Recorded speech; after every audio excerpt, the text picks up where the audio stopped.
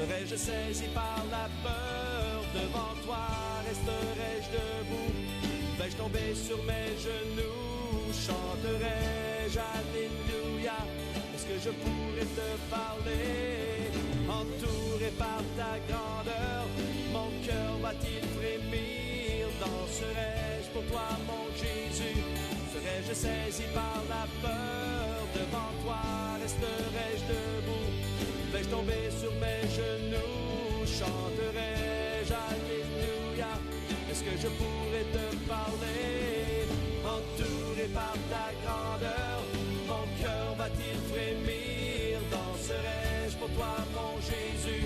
Serais-je saisi par la peur? Devant toi resterai-je debout? Vais-je tomber sur mes genoux? Chanterai-je Alléluia? Est-ce que je pourrais te parler? Je ne peux m'imaginer. Je ne peux m'imaginer. Je ne peux m'imaginer. Je ne peux m'imaginer. Je ne peux m'imaginer. Je ne peux m'imaginer. Je ne peux m'imaginer. Je ne peux m'imaginer.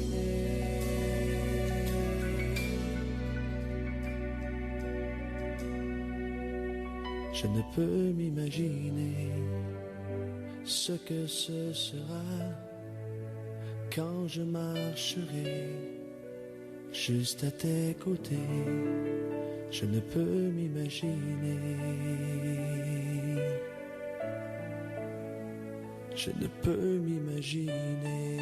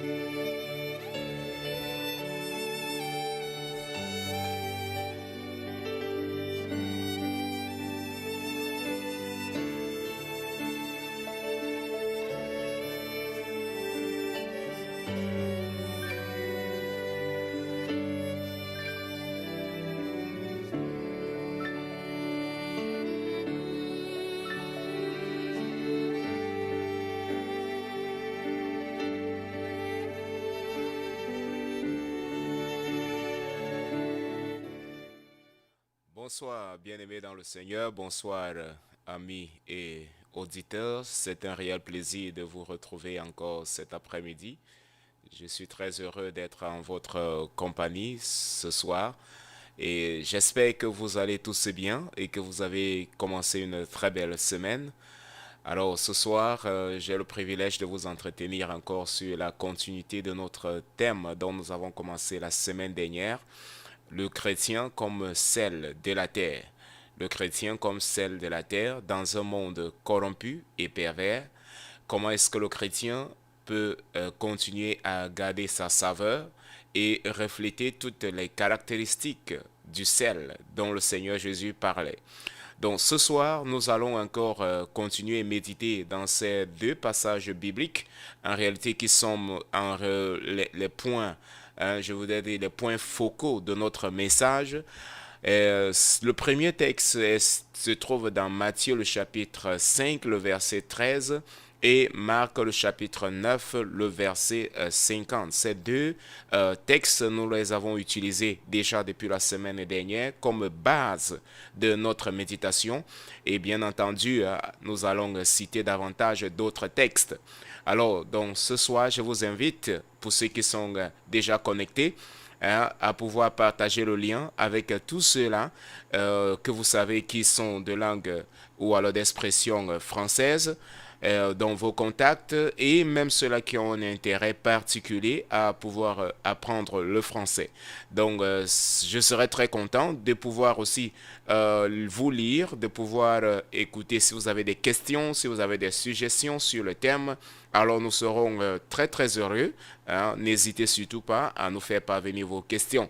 Alors, généralement, il s'affiche au bas de votre petit écran les numéros de contact dont vous pouvez nous joindre pour nous envoyer vos messages. Pour ceux qui sont connectés à YouTube, alors vous avez un endroit spécial appelé chat sur votre droite. Alors vous pouvez écrire vos commentaires, vous pouvez également envoyer vos messages par là. Nous allons nous faire le plaisir, comme j'ai dit tout à l'heure, de lire et de partager vos commentaires avec tous nos auditeurs et en direct. Donc, que le Seigneur vraiment puisse nous bénir encore ce soir. Alors, avant de pouvoir aborder donc la continuité ou alors avant de continuer avec notre thème que nous avons commencé la semaine dernière, comme je disais tantôt, nous allons nous incliner dans la prière pour pouvoir demander au Seigneur de nous conduire pendant ces moments. Et je vous invite donc à pouvoir baisser votre tête là où vous vous trouvez et nous allons ensemble prier. Seigneur, nous voulons te louer, nous voulons te bénir encore, toi qui nous donnes l'occasion et le privilège d'être là ce soir pour pouvoir, Seigneur Dieu, partager ta parole, pour pouvoir réfléchir en fait sur et méditer sur cette parole qui est vraiment d'une importance capitale et qui est d'actualité, spécialement dans les derniers moments que nous sommes en train de vivre de l'Église sur la face de la terre. Nous savons, Seigneur, que l'enlèvement est proche et nous devons jour après jour être prêts parce que la trompette peut sonner à n'importe quel moment. Je te prie, Seigneur Dieu, dans le nom de Jésus-Christ, que ce soir encore, par ton esprit, tu puisses nous conduire.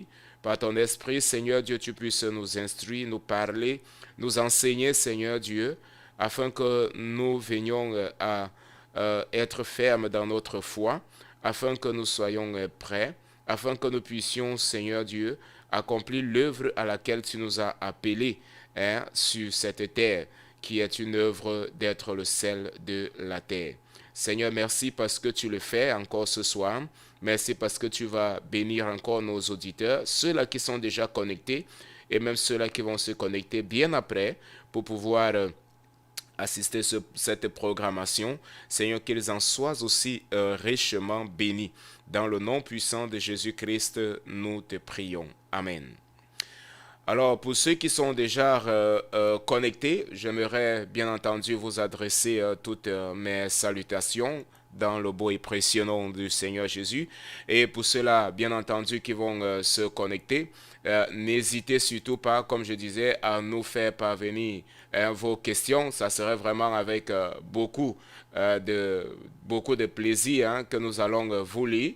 Si vous avez des questions, il y a souvent beaucoup de personnes qui entrent en contact avec nous.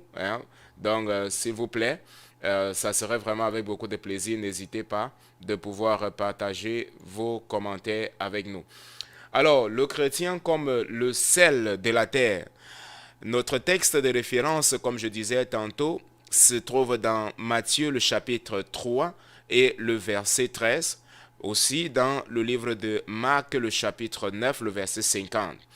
Dans Matthieu le chapitre 3, le verset 13, juste la première partie. Vous êtes le sel de la terre, mais si le sel perd sa saveur, avec quoi la lui rendra-t-on? Il ne sert plus à rien, ou alors il ne sert plus qu'à être jeté dehors et foulé aux pieds par les hommes. Donc il a perdu sa saveur et il ne sert plus à rien du tout. Donc, et également dans le livre de Marc, le chapitre 9, l'évangile de Marc, le chapitre 9 et le verset 50. Marc, le chapitre 9, le verset 50 nous dit ceci. Si vous êtes aussi à la page, le sel est une bonne chose. Le sel est une bonne chose. Mais si le sel devient sans saveur, avec quoi l'assaisonnerez-vous?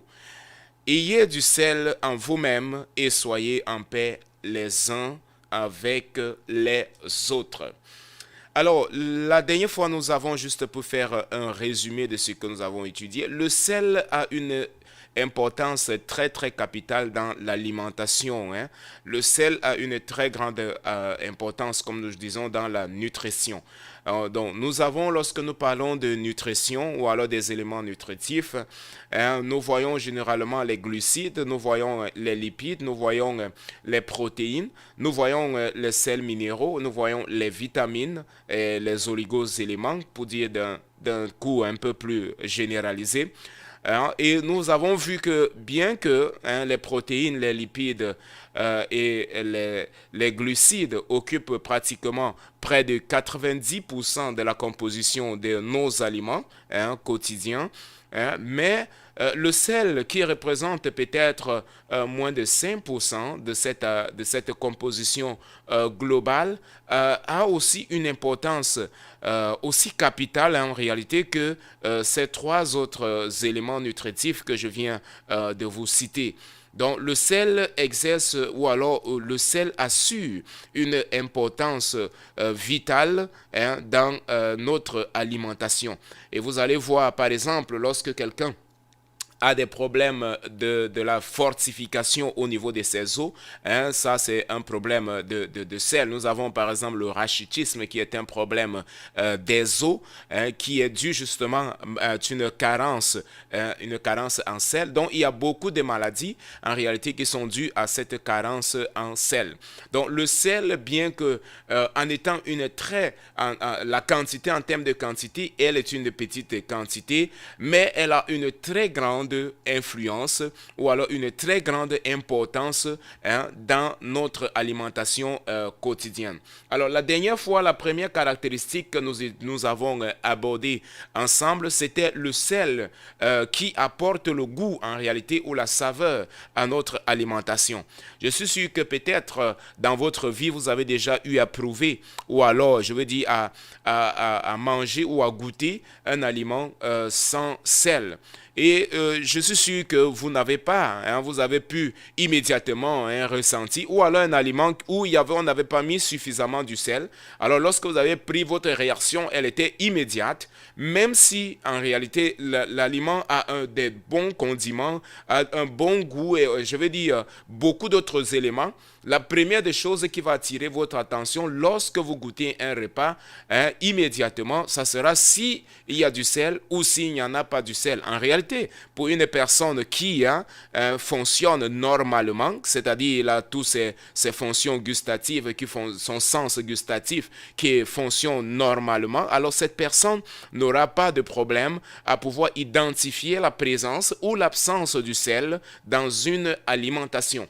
Donc, lorsque nous avons donc parlé de cette première caractéristique, d'accord, sur le sel, le chrétien maintenant en tant que sel. Donc voilà pourquoi je disais la dernière fois que pour que nous puissions comprendre exactement de quoi est-ce que le Seigneur Jésus était en train de parler en disant que vous êtes le sel de la terre, hein, il parlait bien sûr de son Église, pas simplement de ses disciples, mais il parlait également d'une forme prophétique, c'est-à-dire l'ensemble de tous ceux-là qui plus tard hein, croiront à l'Évangile et seront sauvés. Alors ils seront également considérés comme le sel de la terre. Amen. Ils seront également considérés comme la lumière. Mais nous n'allons pas encore aborder le thème sur la lumière. Prenons d'abord le sel. Alors, pour que nous comprenions ce que le Seigneur Jésus est en train de parler sur le sel, alors il nous faut hein, rentrer dans la nature et voir quelle est la fonction du sel, hein, quelles sont les propriétés physico-chimiques du sel et comprendre quelle est l'importance même du sel dans l'alimentation. D'accord? Et voir l'utilisation même du sel. Alors, il est clair que ce sel, hein, je veux déjà lever ici là, un équivoque parce que beaucoup de personnes vont me dire ah ben mais le Seigneur Jésus il parlait du sel mais ce n'était pas le chlorure de sodium, le sel de cuisine que nous avons aujourd'hui, hein, c'était certainement un mélange de plusieurs autres sels et c'est effectivement cela, je suis tout à fait d'accord que ce n'était pas un seul sel comme le chlorure ou alors comme le sodium que nous avons aujourd'hui, le sel raffiné, le sel de table, hein, mais il n'en demeure qu'il s'agit du sel, d'accord? Il s'agit du sel. Donc nous allons considérer un peu en prenant celui que nous retrouvons le plus au quotidien sur nos tables. Donc je vais prendre l'exemple du chlorure de sodium. Bien que les autres aliments, comme les végétaux, la viande a déjà du sel.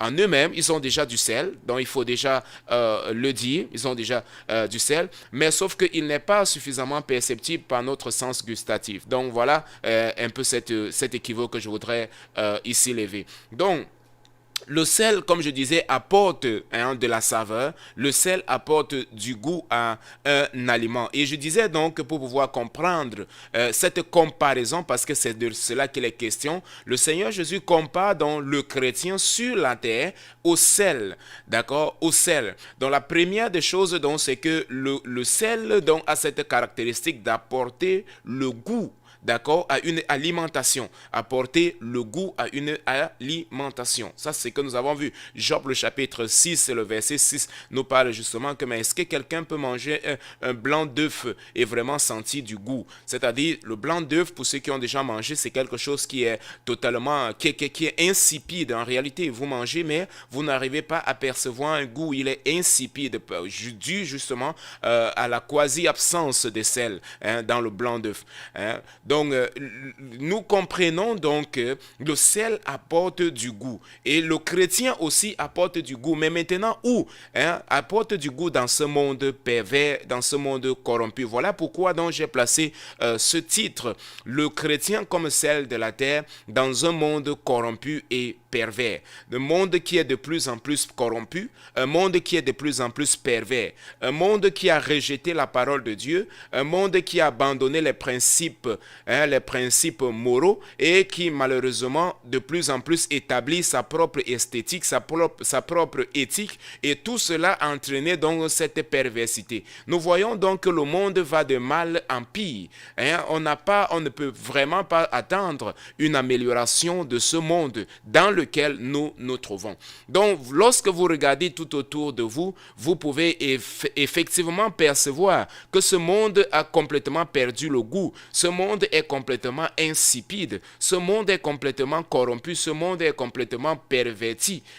Et la propre Bible déjà nous dit, nous ne sommes pas là pour réclamer parce que la Bible a déjà parlé au sujet de ce monde, cosmos, parce que c'est ça la parole grecque, le monde ici. Lorsque la Bible parle du monde, la Bible parle donc de cosmos, d'accord?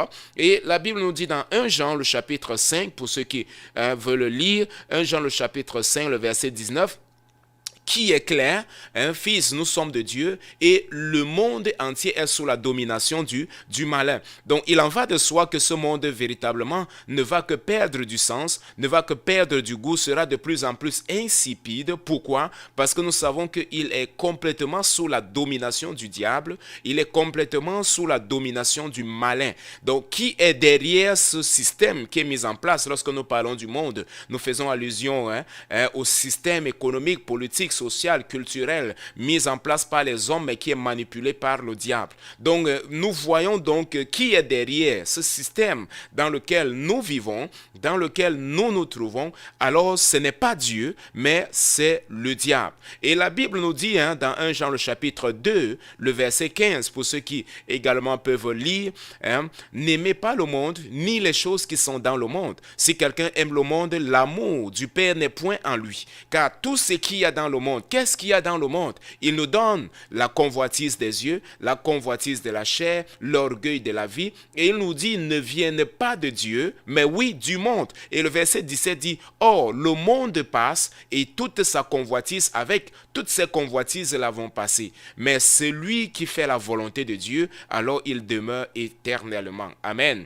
Donc voilà, ce monde dans lequel nous vivons, c'est un monde qui est corrompu, et le propre Seigneur Jésus a dit, dans Jean le chapitre 17, lorsqu'il, dans sa prière sacerdotale également, il a dit, je ne suis pas du monde. Ils ne sont pas aussi du monde, en parlant de l'Église. Donc, parce que l'Église n'est pas du monde, alors l'Église, justement, va faire la différence. Vous savez, vous ne pouvez pas apporter le goût quelque part si vous avez la même chose. Amen. Le sel est simplement identifié dans un repas parce qu'il est différent des autres constituants. Je ne sais pas si je me fais comprendre. Si le sel est identique à d'autres éléments, alors elle laisse donc sa fonction de sel et elle devient comme les autres éléments. Donc voilà pourquoi la dernière fois j'ai pris cette comparaison très simple. Si vous avez du sel et vous avez du sable blanc. Si vous prenez par exemple le chlorure de sodium raffiné qui est blanc, vous prenez également le sable qui est blanc. Vous regardez, théoriquement, vous ne voyez pas la différence visuellement. D'accord? Sauf que l'un, c'est de la silice. Il ne peut pas, il ne peut pas, par exemple, se dissoudre dans l'eau. Alors que l'autre, il peut justement se dissoudre dans l'eau. Donc nous voyons deux choses, deux matériaux, je peux dire ainsi, mais qui ont des propriétés complètement différentes. Bien qu'on peut avoir, c'est comme le blé et l'ivraie. Lorsque vous regardez le blé, vous regardez l'ivraie, lorsqu'ils croissent ensemble, vous pouvez taper sur YouTube ou en fait sur Google, blé et l'ivraie. Vous allez voir qu'ils grandissent pratiquement dans la même chose. Ils ont pratiquement la même chose au début, vous n'arrivez pas à discerner. Mais on parvient donc à avoir le discernement au niveau donc de la récolte. Parce que le blé va produire exactement du blé. Et nous allons voir, vous voyez que les grains sont plus lourds, d'accord? Les grains sont plus lourds et ils vont se tordre. Alors que l'ivraie, elle va tout simplement produire quelque chose qui n'aura pratiquement rien et il va continuer à être droit, d'accord? Donc, il y a cette différence, mais au début, on ne perçoit pas. Donc, pour que le sel véritablement puisse apparaître, pour que le sel véritablement puisse être reflété dans le goût, alors elle doit être différente, elle doit être différente de l'ensemble des autres éléments. Donc, le chrétien considéré donc comme sel, ne peut pas être justement comme le monde, ne peut pas se conformer comme le monde et justement être sel. Ce n'est pas possible. Amen. Donc voilà un peu cette logique-là que je voudrais que nous puissions méditer là-dessus et que nous puissions comprendre. Pour que le sel soit identifiable dans un aliment, alors il est clair que lui, il soit déjà différent de l'aliment qu'il veut justement apporter de la saveur. Parce que s'il a la même saveur que l'aliment, alors il ne sera pas identifié. Amen. Donc, la deux choses que j'ai apportées la dernière fois dans cette réflexion que le Seigneur Jésus disait que nous sommes le sel. En termes de quantité, lorsque nous voulons assaisonner un repas, parce que le sel est utilisé justement pour cela, assaisonner un repas, apporter donc de la saveur et apporter du goût à un repas, alors on n'a pas besoin d'une grande quantité. On a juste besoin d'une petite quantité. Alors, une petite quantité de sel est suffisante pour changer je ne sais pas, peut-être 1 kilo ou 2 kilos même d'alimentation.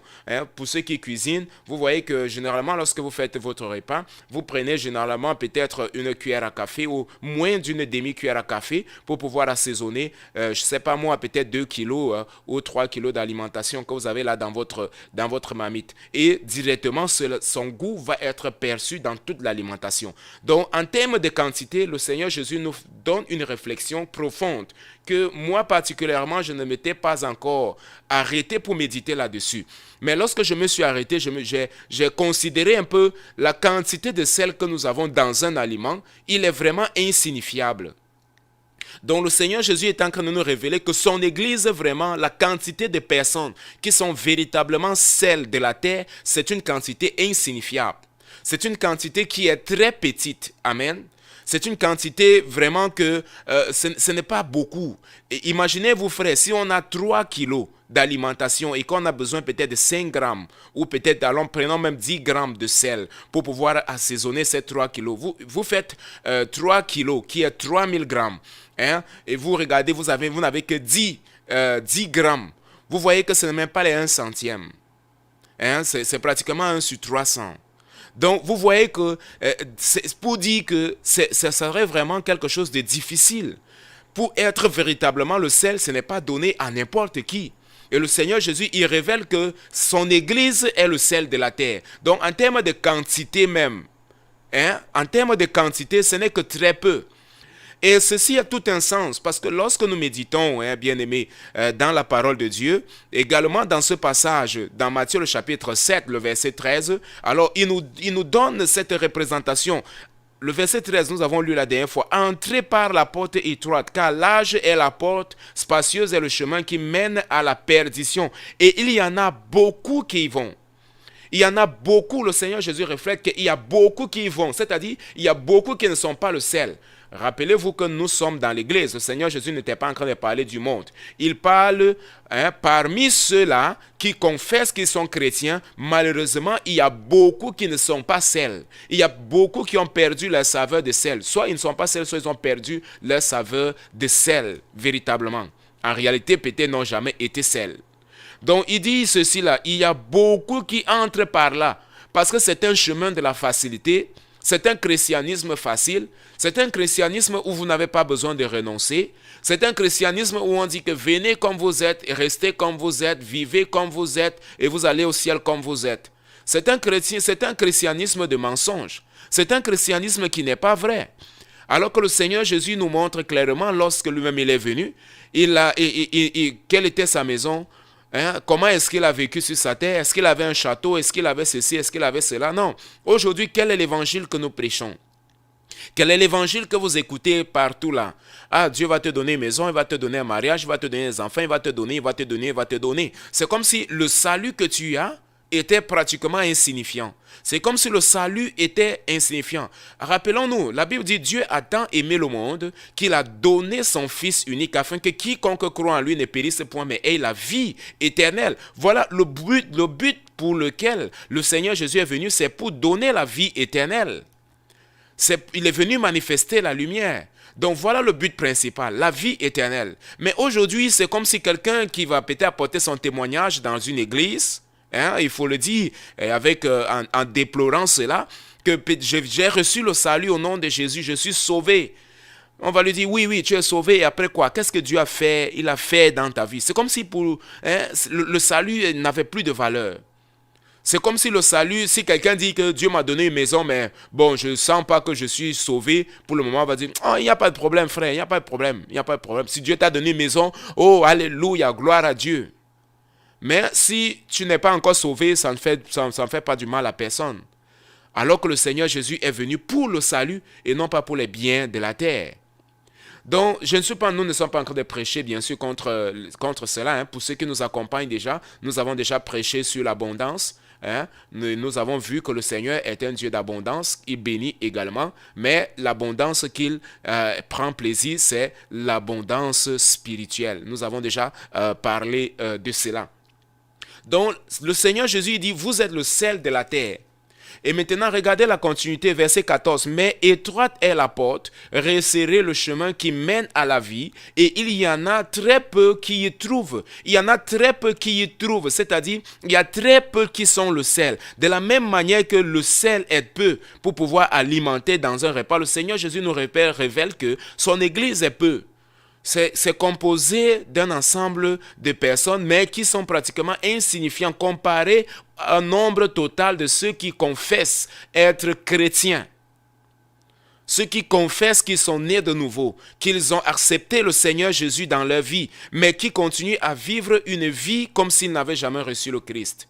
Ils continuent à vivre une vie mondaine. Ils continuent à vivre une vie qui est égale à tout ce que les autres sont en train de vivre.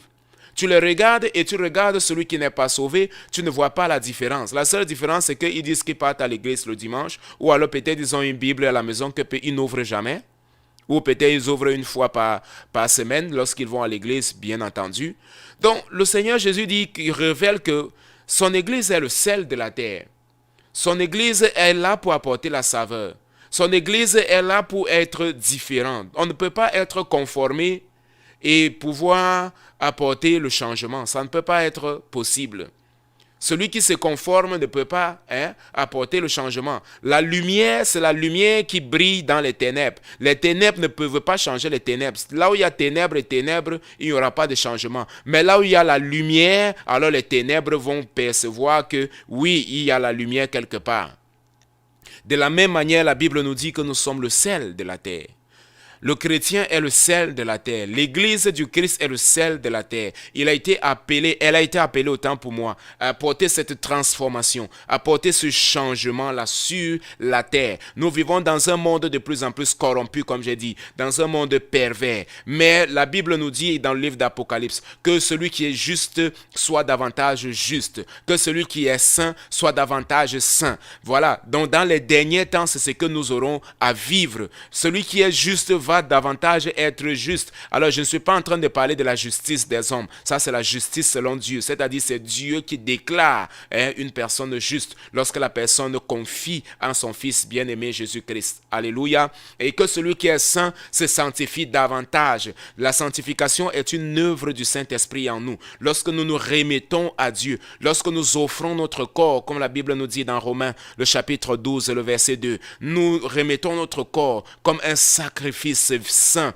un sacrifice vivant, saint et agréable à Dieu. La Bible dit, voilà, c'est ça notre culte rationnel ou alors raisonnable. C'est un culte que ce n'est pas qu'on le fait par émotion, non. Nous savons ce que nous sommes en train de faire. Et lorsque nous nous remettons à Dieu, esprit, âme et corps, 1 Thessaloniciens, le chapitre 5, le verset 23, la Bible dit, c'est Dieu lui-même qui va nous sanctifier. Mais nous devons nous approcher devant le Seigneur et dire, Seigneur, nous sommes là et nous voulons que tu nous sanctifies davantage. L'Église est le sel de la terre. Première caractéristique, l'Église a été appelée à apporter la saveur dans ce monde insipide, dans ce monde perdu, dans ce monde corrompu, dans ce monde où la dépravation morale est de plus en plus accentuée, dans ce monde où la vie n'a même plus de sens. Vous voyez, vous ouvrez les médias, là vous voyez un enfant qui a tué son professeur et les autres collègues et puis il s'est tué. Vous ouvrez les médias, vous voyez des scandales, et ainsi de suite, ainsi de suite. Des gens n'ont plus peur, on a perdu la vergogne. Vous voyez un ministre qui se place en public et en direct dans des chaînes de médias pour confesser en disant que bon, il a volé 5 milliards et puis il a donné, je ne sais pas moi, à l'autre, ainsi de suite, sans toutefois avoir la vergogne. On a perdu complètement cela. On vit dans un monde dépravé, on vit dans un monde corrompu. Les gens ont perdu la notion de ce que c'est que la vergogne et de la morale. Nous voyons comment les personnes s'habillent de plus en plus et tout cela est devenu de plus en plus normal. Dans d'autres pays, même tu peux marcher nu dans la rue, il n'y a pas de problème. La dépravation morale. Donc c'est ce monde dans lequel nous vivons. Mais la Bible nous dit que le chrétien, qu'est-ce qu'il doit faire? La Bible dit, lorsque les montagnes sont effondrées, le juste, qu'est-ce qu'il fait? Le juste, il confie en Dieu. Le juste a sa maison, à sa confiance en l'Éternel, et il n'y a rien qui va retirer cette confiance-là en l'Éternel. Le juste n'a pas ses regards fixés sur le monde. Le juste n'a pas ses yeux fixés sur la mode. Le juste n'est pas influencé par la tendance. Il ne recherche pas la tendance. Il ne recherche pas à voir les stars et ceci. Non, il a tout compris que la parole de Dieu, alors c'est son manuel de vie. La Sainte Bible, c'est son manuel de vie. C'est ce à quoi il est appelé à rechercher et à vivre et à obéir, parce que c'est ça qui va lui conduire à la vie éternelle. C'est ça qui va le conduire dans la présence du Seigneur. Alléluia. Donc ça, c'est la responsabilité que nous avons. Apporter le goût à ce monde insipide. Que vous puissiez regarder à une femme, c'est quelqu'un qui est une chrétienne, une jeune fille, une jeune femme qui est née de nouveau, qui est convertie. Que vous puissiez la regarder, elle est bien habillée, la simplicité, la modestie, la décence, la pudeur. Oui, c'est dans ce sens-là. C'est ça que le Seigneur Jésus dit. C'est le sel. Le sel doit être visible. Et vous pouvez regarder tout autour de vous. Vous allez voir, si vous regardez une jeune fille, par exemple, qui est bien habillée, vous voyez une jeune fille vous voyez, elle a les vêtements. Je ne suis pas en train de dire que c'est forcément le vêtement qui va, comme certains disent, ah oui, le vêtement ne fait pas le moine. Je ne suis pas en train de dire que c'est tous ceux qui s'habillent comme ça qui sont sauvés. Mais quand vous voyez combien de personnes aujourd'hui dans cette société dans laquelle nous nous trouvons, encore s'habillent en respectant la pudeur, la décence, la modestie, la simplicité. Combien de personnes? Regardez juste tout autour de vous avec honnêteté. Regardez comment aujourd'hui des personnes s'habillent. On recherche de plus en plus la tendance. On cherche à être comme le monde. Et quand l'Église cherche à être comme le monde, ou alors, c'est ce que le Seigneur Jésus dit, elle perd sa saveur. Elle a perdu sa fonction de saveur. Et elle ne sert plus à rien. Elle sert simplement à être jetée et à être foulée à terre par les hommes. Alors, la deuxième caractéristique que je veux aborder avec vous, bien-aimés dans le Seigneur, c'est que la Bible nous dit que l'Église est le sel. Et lorsque nous voyons l'une des propriétés du sel, et je pense que ça doit être même la propriété fondamentale que je vais insister, et si plaît à Dieu, je reviendrai pour pouvoir en parler encore sur cette propriété-là, la propriété de conservation. Vous savez, avant, il n'y avait pas de congélateur, il n'y avait pas de réfrigérateur.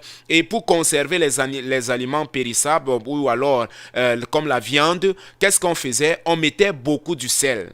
On mettait du sel. Donc, le sel avec ces propriétés-là, ou alors a cette propriété-là de conserver dans l'aliment, de la protéger, elle devient comme un milieu hostile au développement des micro-organismes. C'est-à-dire, elle empêche le développement donc, des micro-organismes, des bactéries et ainsi de suite. Donc, le sel a cette caractéristique-là de conserver.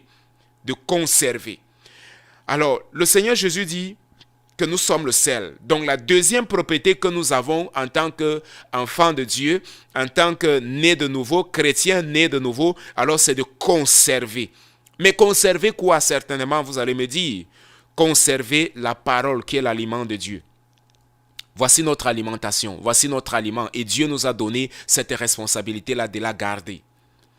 La Bible dit malheur à celui qui va ajouter ou retirer quoi que ce soit de la parole de Dieu. Nous avons été appelés, la Bible dit que vous êtes le sel.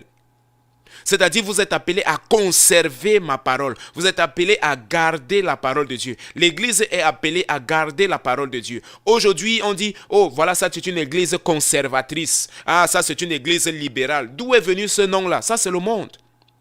Dieu n'a jamais dit qu'une Église ne devait pas être conservatrice. L'Église, en réalité, sa propriété, c'est d'être conservatrice. Donc, être conservateur aujourd'hui, c'est un peu un mot que les gens utilisent de forme péjorative pour dire que peut-être c'est une exagération ou quoi que ce soit. Mais l'Église du Seigneur Jésus-Christ est conservatrice parce qu'elle est celle. Amen. Je ne sais pas si vous comprenez ou bien vous êtes d'accord avec moi. L'Église du Seigneur Jésus, elle est conservatrice. Dieu ne nous a pas appelés à changer sa parole. Dieu nous a appelés à prêcher sa parole telle qu'elle est.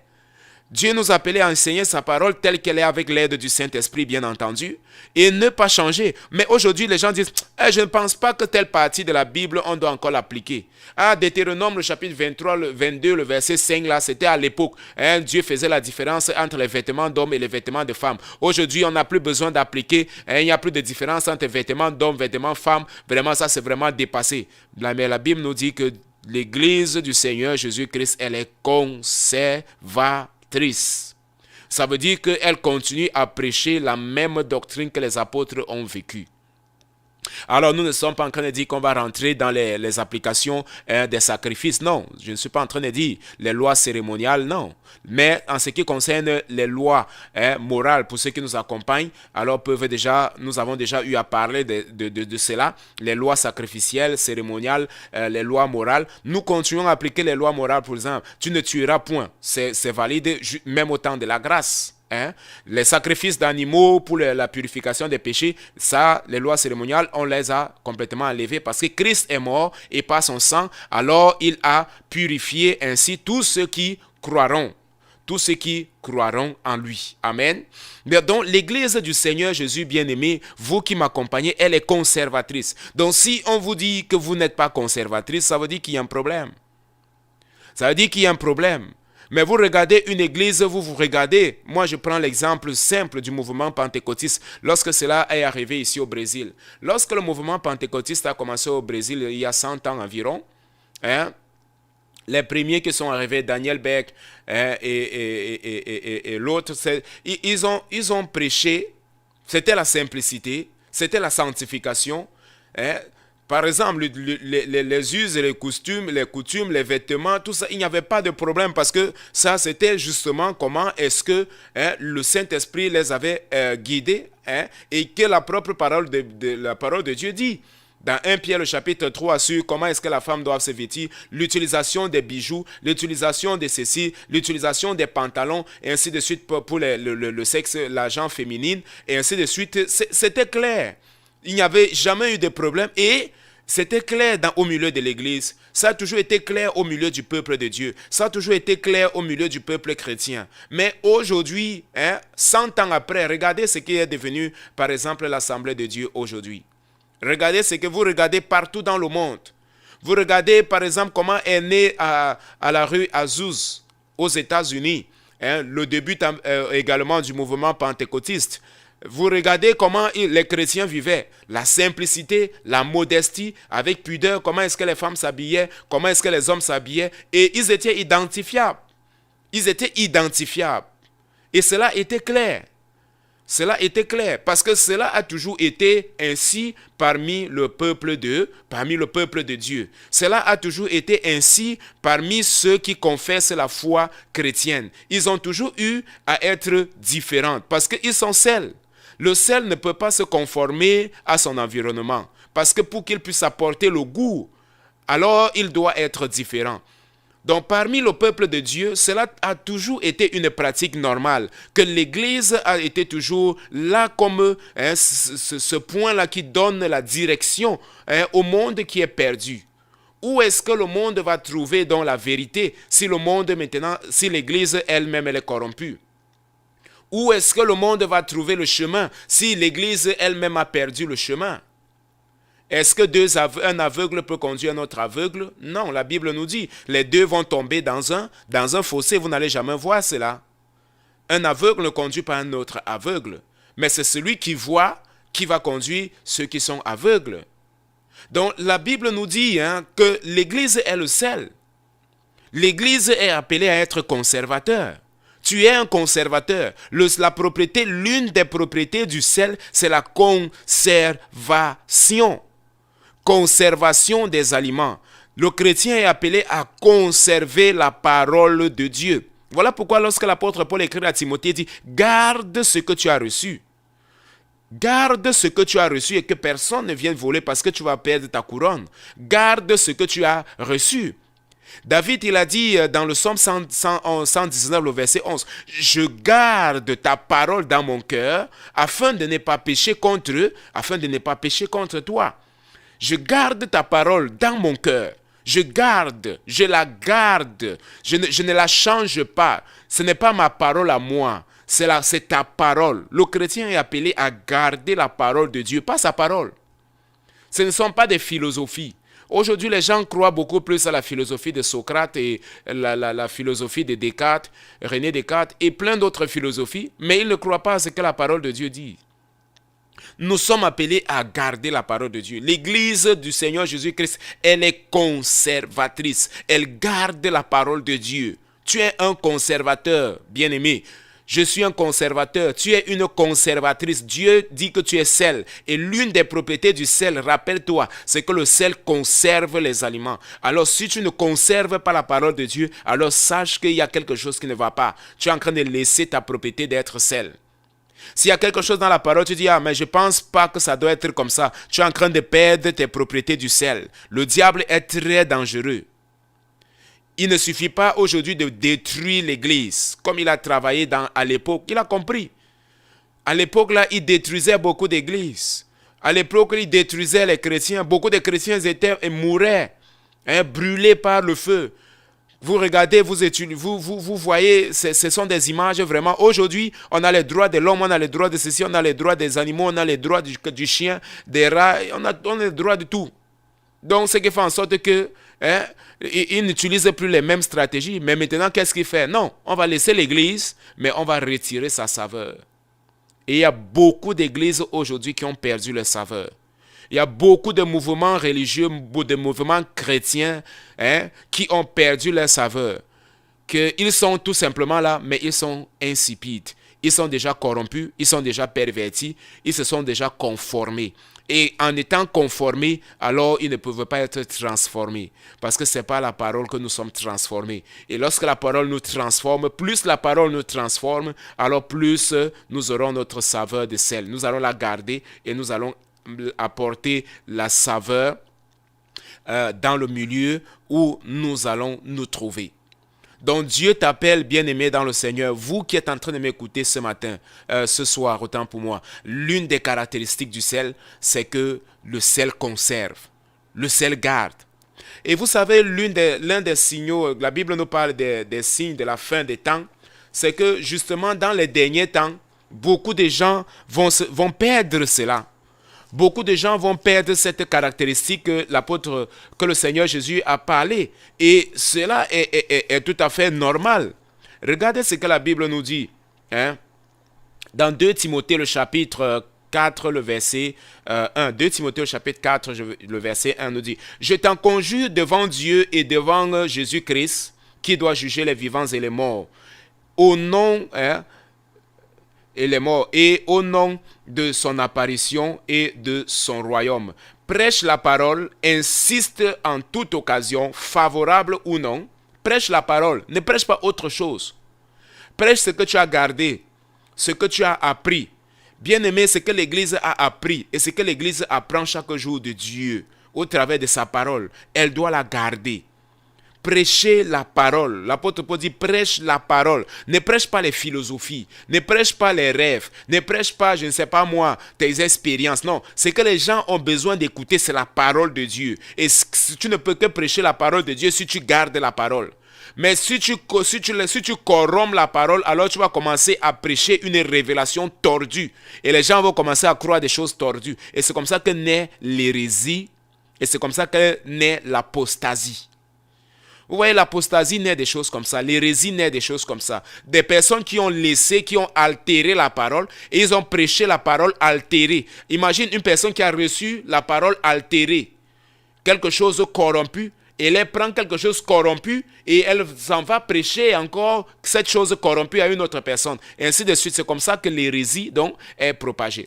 Mais si la parole est gardée, si la parole est maintenue, si la parole est conservée, alors on va la prêcher et la personne va recevoir cette parole dans son entièreté et la personne va également prêcher cette parole à une autre personne. Et c'est comme ça que la parole va grandir. C'est comme ça que les âmes vont être sauvées parce que c'est la parole de Dieu qui sauve. Ce ne sont pas des philosophies. Dans 1 Corinthiens, le chapitre 2, l'apôtre Paul dit « Lorsque je suis venu avec vous, je ne suis pas venu pour prêcher des paroles de connaissance humaine, paroles de sagesse humaine. Non, je suis venu avec l'évangile. Je suis venu avec la prédication de la croix, qui est une folie pour ceux qui périssent. Mais pour ceux qui sont sauvés, c'est une puissance de Dieu. » Alléluia. C'est une puissance de Dieu pour ceux qui sont sauvés. Pour ceux qui ne sont pas sauvés, ce n'est pas une puissance de Dieu. Ça n'a même pas d'importance pour eux. Pour eux, ce n'est rien du tout. C'est juste de l'histoire. Prêche la parole, insiste en toute occasion favorable ou non. Reprend, censure, exhorte avec toute douceur et en instruisant. Car, le verset 3, 2 Timothée, le chapitre 4, verset 3 maintenant. Car il viendra un temps où les hommes ne supporteront pas la saine doctrine. Ils ne supporteront pas la saine doctrine. Alléluia. Mais ayant la démangeaison d'entendre des choses agréables. Regardez, la démangeaison d'entendre les choses agréables. Ils veulent écouter une parole qui est corrompue. Ils se donneront une foule de docteurs selon leurs propres désirs, détourneront l'oreille de la vérité et se tourneront vers des fables. Vers des fables.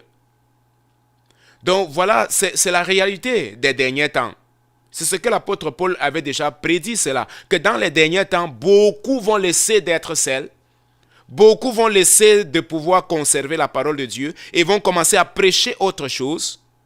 Et ils vont rechercher, non seulement ils vont prêcher autre chose, ils vont rechercher des docteurs qui prêchent selon leurs propres désirs, leurs désirs charnels. Ils vont chercher des docteurs qui prêchent selon ce qu'ils veulent entendre. Vous savez, c'est ça, la nature humaine est là. La Bible nous dit dans Galates le chapitre 5, le verset 16, marchez donc selon l'esprit et vous n'accomplirez pas les désirs de la chair. 17, car la chair a les désirs contraires à ceux de l'esprit et l'esprit en a de contraires à ceux de la chair. Ça veut dire que il est clair que lorsque la chair écoute la saine doctrine, alors cette chair-là, elle est dérangée. Elle est dérangée, cette nature de l'homme, elle est dérangée. Mais nous, en tant qu'enfants de Dieu, Dieu nous appelle à être sel. Dieu veut que tu sois un conservateur. Dieu veut que tu sois une conservatrice. Dieu veut que tu prêches la parole telle qu'elle est, telle qu'elle se trouve. Conserve ça. Prêche la parole en tout temps, en toute occasion. Il n'y a pas de moment où tu vas dire que tu dois prêcher moins la parole de Dieu. Tu dois la diluer. Non, la parole de Dieu n'a pas besoin de dilution. Prêche-la comme tu l'as reçue, parce que ce n'est pas par toi, c'est pas l'Esprit de Dieu. C'est l'Esprit de Dieu qui va agir et qui va conduire les hommes à la repentance. Ce n'est pas par tes mots, ce n'est pas par ta sagesse, ce ne sont pas tes paroles, non. C'est le Saint-Esprit qui va agir. Dieu, il a un engagement avec sa parole. Il n'a pas un engagement avec la parole des hommes, il a un engagement avec sa parole. Si tu prêches sa parole et les gens ne sont pas convertis, tu n'as pas de problème. Amen. Tu n'as pas de problème. Parce que ce n'est pas toi. Dieu a un engagement avec sa parole. Beaucoup de gens, parfois, ils disent qu'ils veulent aider Dieu. Bien-aimé, qui est plus intéressé à sauver les âmes? Vous pensez que vous voulez plus sauver les âmes que Dieu? Beaucoup de gens qui disent, ah non, il faut qu'on on rend un peu souple la parole de Dieu. C'est-à-dire, voilà, on aura dans cette église aussi une chorale pour les gays et ainsi de suite. Vous êtes qui? Maintenant, vous vous opposez à la parole de Dieu. Vous êtes plus intéressé à sauver les âmes que Dieu lui-même. Vous voulez assumer une mission que Dieu ne vous a pas donnée. Maintenant, vous voulez faire le rôle, certains veulent jouer le rôle du Saint-Esprit en oubliant que la conversion, en réalité, c'est un miracle. C'est un acte complexe et c'est un miracle. Parce que c'est la régénération de l'esprit. Dites-moi, quel est le mot qui va régénérer? Tu as de la puissance en toi pour régénérer l'esprit d'un homme qui est mort. Parce que la Bible nous dit, c'est ça que nous sommes. Avant de pouvoir venir à Christ, nous sommes tous morts. Donc toi, tu as la puissance de pouvoir réveiller un mort. Aujourd'hui, la médecine continue à chercher, mais il n'y en a rien. C'est la parole de Dieu, c'est Dieu lui-même. Lorsque tu prêches cette parole avec puissance et avec autorité, Dieu a de l'engagement avec sa parole et il va agir pour pouvoir sauver. C'est lui qui va agir, qui va délivrer. C'est lui qui va transformer. C'est lui qui va guérir. C'est lui qui va baptiser du Saint-Esprit. Ce n'est pas par tes mots, ce n'est pas par ta puissance, non. Mais Dieu, il a un engagement avec sa parole. Mais toi, tu dois conserver sa parole. Dieu dit, tu es le sel de la terre. Première caractéristique, tu apportes du goût dans ton environnement. Les gens doivent te voir. Les gens doivent voir comment tu te vêtis, comment tu parles, comment tu te comportes. Ton mode de vie doit attirer leur attention. Deuxièmement, tu es appelé à être conservateur. Lorsque tu prêches la parole de Dieu, la Bible nous dit que tu dois la prêcher comme tu l'as reçue. Tu dois conserver cette parole. Et conserver cette parole, c'est continuer à la vivre. Les temps peuvent changer, les époques peuvent changer. Tu peux changer même de pays, mais la parole de Dieu, elle est la même. Elle ne change pas. Partout où tu vas, alors Dieu est là parce que Dieu est omniprésent. Dieu est omniprésent. Donc, bien-aimés dans le Seigneur, voilà un peu ce que j'ai à vous dire aujourd'hui.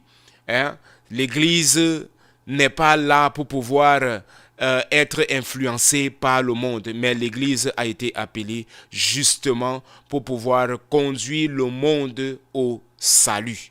Parce que le monde est ténébreux, le monde est perdu, le monde est aveugle. Et 2 Corinthiens nous dit que le Dieu de ce siècle a aveuglé la compréhension, l'entendement des hommes, pour que les hommes n'entendent pas et pour qu'ils ne puissent pas parvenir au salut. C'est ce que nous vivons aujourd'hui. Donc, bien-aimés, nous avons cette fonction et cette responsabilité. Vous qui m'écoutez ce soir, examinez un peu votre vie. Est-ce que vous pouvez dire que vous êtes véritablement sel de la terre? C'est-à-dire, vous êtes cette personne que les gens peuvent s'inspirer de vous. Les gens peuvent dire que non, si tu veux voir quelqu'un qui est honnête, vraiment, tu peux faire confiance à cette sœur. C'est une femme honnête. Tu peux faire confiance à ce frère. C'est un frère honnête. Ou alors, il veut peut-être voir une caractéristique de sanctification ou de sainteté. Est-ce qu'on peut véritablement dire non, vous voyez ces gens-là, vraiment, ils marchent, vraiment, cette sœur-là, elle marche dans la sainteté, elle marche dans la pureté. Lorsqu'elle s'habille avec décence, elle s'habille avec pudeur, elle s'habille avec modestie, elle s'habille avec simplicité. Elle n'attire pas les regards sur elle, elle n'attire pas les regards sur son corps. Elle ne porte pas les habits qui vont tracer son corps, hein, et la dessiner, pas du tout. C'est ça être le sel. C'est cela être le sel. C'est quelqu'un que de plus en plus on va voir la gloire de Dieu dans sa vie. On va voir la gloire de Dieu se manifester dans sa vie. On va voir ce chrétien-là qui il ne va pas porter des vestes, on va dire les vestes aujourd'hui, les vestes slim, qui présente les muscles et parfois les muscles même squelettiques, qui présente je ne sais pas quoi, le corps, un top modèle, parce qu'on a vu telle star à utiliser cette veste, parce qu'on a vu telle star à utiliser s'habiller de cette manière. Mais maintenant c'est comme ça, on va s'habiller en fonction des stars. L'autre jour on voit la star qui a maintenant les cheveux verts, et maintenant c'est tout le monde qui a les cheveux verts. Et puis on va voir une autre star qui a les cheveux marrons, et puis les autres maintenant. On arrive à l'église, on voit ici ceux qui veulent chanter. Ils disent qu'ils sont des adorateurs de Dieu, mais on les voit avec un habillement des adorateurs du monde. Pas du tout. Tu ne peux pas avoir le vêtement du monde et dire que tu vas adorer à Dieu. Ôte d'abord le vêtement du monde en toi et tu vas parvenir à adorer Dieu. Enlève le vêtement du monde et mets le vêtement de Dieu.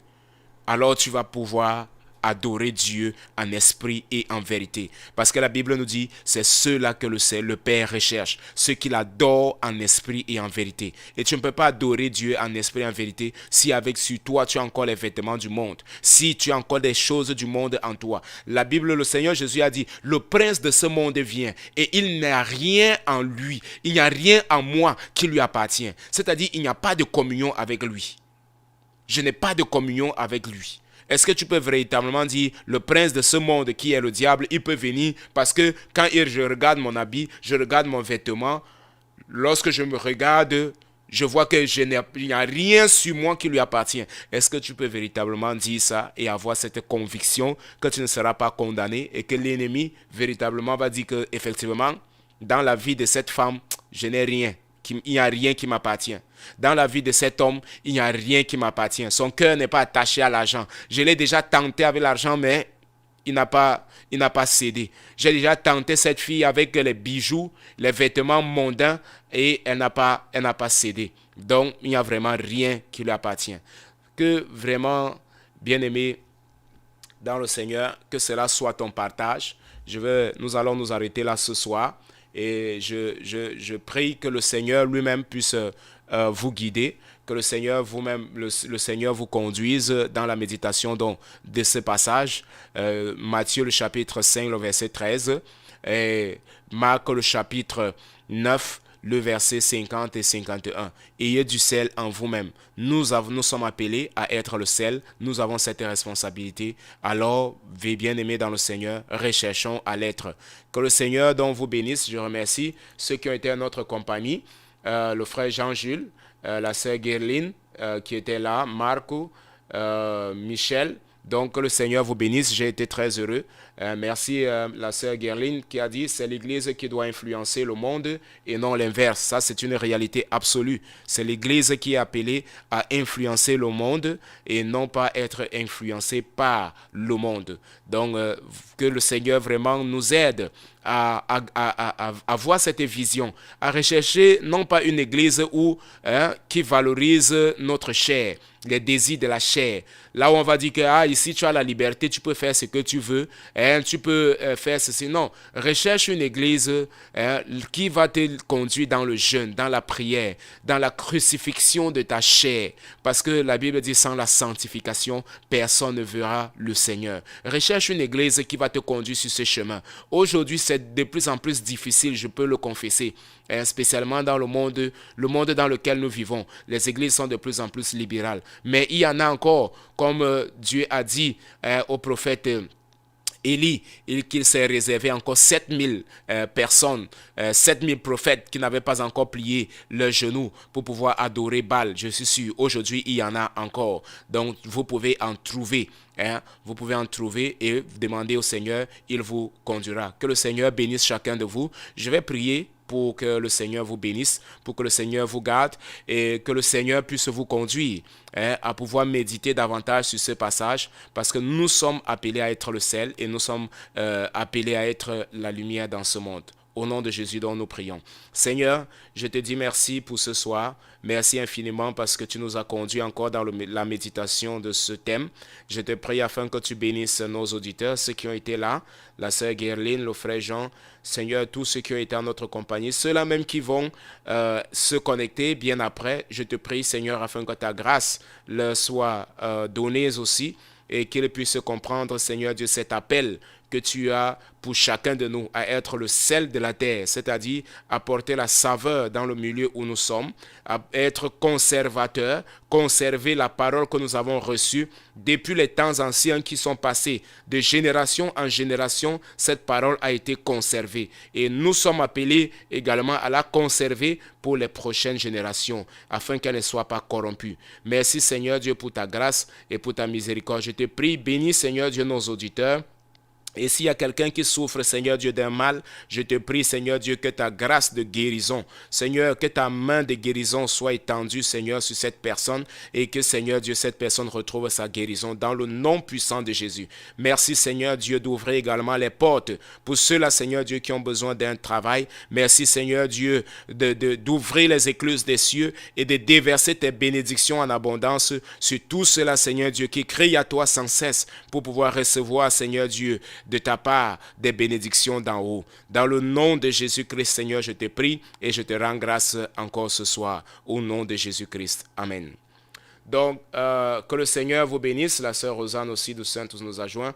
Alors, nous nous retrouvons, s'il plaît à Dieu, dans les prochaines auditions. À la cabine technique, la sœur Taïné a toujours été là. Que le Seigneur vous bénisse. Nous nous retrouvons dans la semaine prochaine, s'il plaît à Dieu. Soyez bénis. Est-ce que je pourrais te parler? Je ne peux m'imaginer. Je ne peux m'imaginer. Je ne peux m'imaginer le jour où tu viendras pour me retrouver debout devant toi. Je ne peux m'imaginer tout ce que je